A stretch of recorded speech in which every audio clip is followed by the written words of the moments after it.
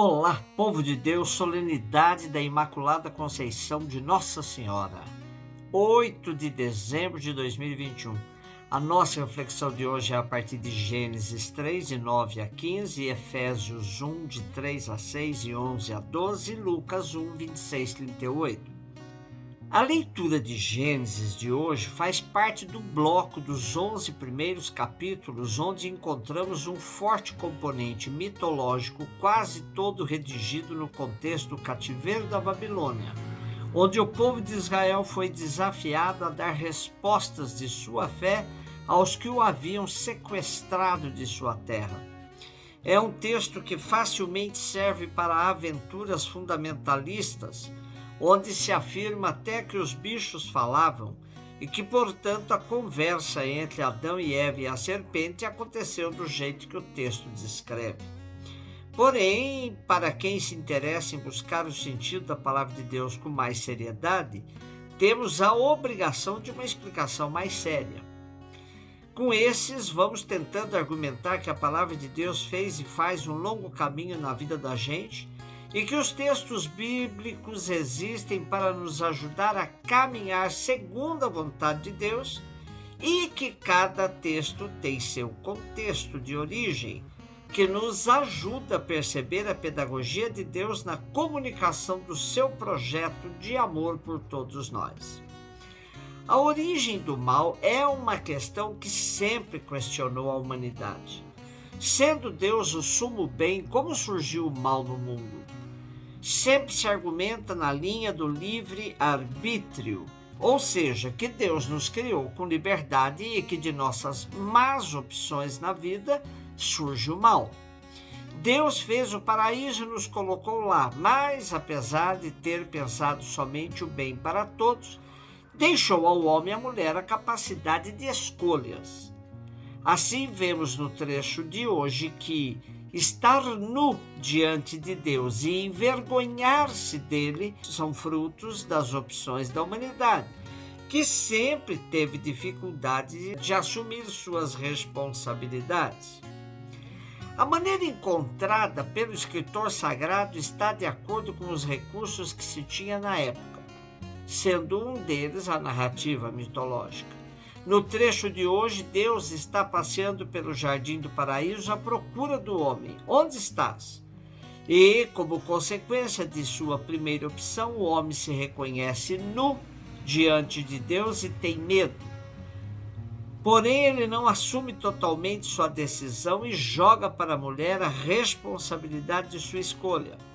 Esta, por sua vez, também não assume e transfere a culpa para a serpente, que não terá como se defender e receberá uma maldição e uma proteção. É claro que aqui não dá para irmos mais longe na interpretação de nosso texto, escolhido para dizer hoje exatamente que Maria é a significação da nova Eva, a mulher por excelência, que trará ao mundo o Redentor da humanidade, restaurando o diálogo com Deus perdido por causa do pecado. Efésios 1, de 3 a 6 e 11 a 12. Da primeira leitura, muitas vezes se fica com o sabor de que o homem e a mulher são mesmo os responsáveis por estragarem o projeto de Deus sobre a humanidade. Porém, o trecho da carta aos Efésios de hoje nos garante que Jesus recupera tal projeto e nos revela que somos os herdeiros de Deus, que pensou o nosso bem desde a nossa criação.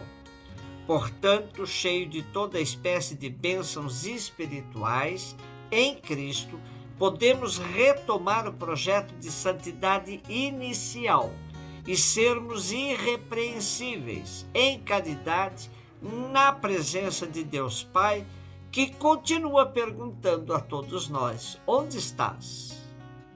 Mas, pela ação de Cristo, não precisamos mais ter medo de nos apresentarmos nus diante de Deus, pois somos seus filhos adotivos, constituídos seus herdeiros, um hino de louvor de sua glória. Lucas 1, 26, 38. O anjo Gabriel foi enviado por Deus a uma cidade da Galiléia chamada Nazaré, a uma virgem prometida em casamento a um homem chamado José. Ele era descendente de Davi, o nome da virgem era Maria. O anjo entrou onde ela estava e disse: Alegra-te, cheia de graça, o Senhor está contigo. Maria ficou perturbada com estas palavras e começou a pensar qual seria o significado da saudação. O anjo então disse-lhe: Não tenhas medo, Maria, porque encontraste graça diante de Deus. Eis que conceberás e darás à luz um filho a quem porás o nome de Jesus. Ele será grande, será chamado Filho do Altíssimo, e o Senhor Deus lhe dará o trono de seu pai Davi. Ele reinará para sempre sobre os descendentes de Jacó, e o seu reino não terá fim. E Maria perguntou ao anjo: Como acontecerá isso se eu não conheço homem algum? O anjo respondeu: O Espírito virá sobre ti, e o poder do Altíssimo te cobrirá com sua sombra. Por isso, o menino que vai nascer será chamado Santo, Filho de Deus. Também Isabel, tua parenta, concebeu um filho na velhice. Este já é o 6º mês daquela que era considerada estéril, porque para Deus nada é impossível. Maria então disse: Eis aqui a serva do Senhor, faça-se em mim segundo a tua palavra. E o anjo retirou-se.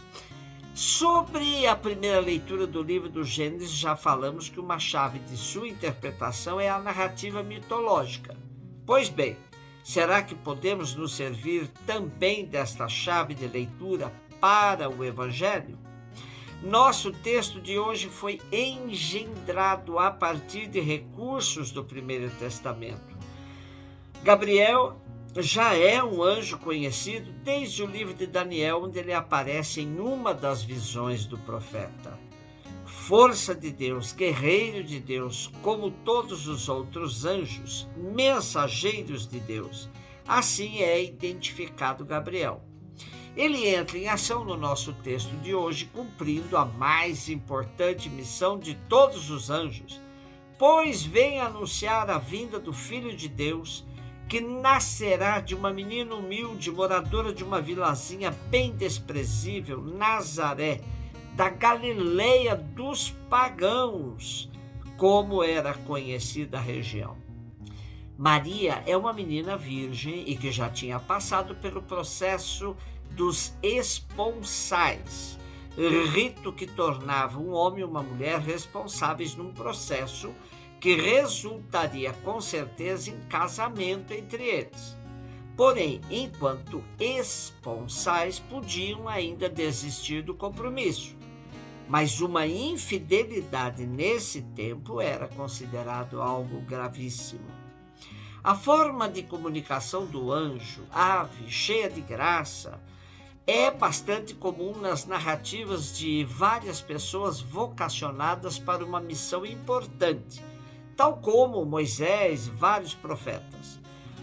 Trata-se da manifestação de uma predileção de Deus por alguém. Em seguida, o anjo apresenta uma proposta a Maria, para ela aceitar o projeto de Deus. Sua primeira reação foi de objeção, pois lhe pareceu algo meio absurdo devido à sua condição de menina virgem. Como ser mãe de alguém tão especial? Objeção é sempre a reação de alguém que recebe um chamado importante da parte de Deus. Tranquilizando Maria, o anjo a coloca na lista dos grandes vocacionados do seu povo que receberam o Espírito de Deus para cumprir sua missão. E esse Espírito virá sobre ela como uma sombra, que lembra a todos nós a coluna de nuvem que protegeu o povo rumo à terra prometida. O nome do menino que nascerá também simboliza o projeto apresentado a Maria, para que seja definitivamente o meio pelo qual Deus vem em forma humana fazer história com a humanidade. Jesus. Ora, Jesus significa Deus salva. Exatamente a missão do Messias tão esperado. Quantas quiseram ser a mãe dele? Maria, a escolhida, habitante de um lugar onde se dizia: pode vir algo bom de Nazaré? Depois de toda a explicação do anjo, Maria dá o seu sim ao projeto, dizendo: eis aqui a serva do Senhor, faça-se em mim segundo a tua palavra. E diante do assentimento de Maria, o anjo retirou-se, deixando com ela essa missão maravilhosa e desafiadora ao mesmo tempo. Ao longo da história, a igreja foi crescendo a devoção a Maria, que de mãe de Jesus se tornou a mãe de todos nós. A solenidade de hoje não tem verdadeiramente um respaldo bíblico explícito, mas se apoia na tradição católica, que o Papa Pio IX interpretou e decretou como dogma em 1854. Um beijo no seu coração.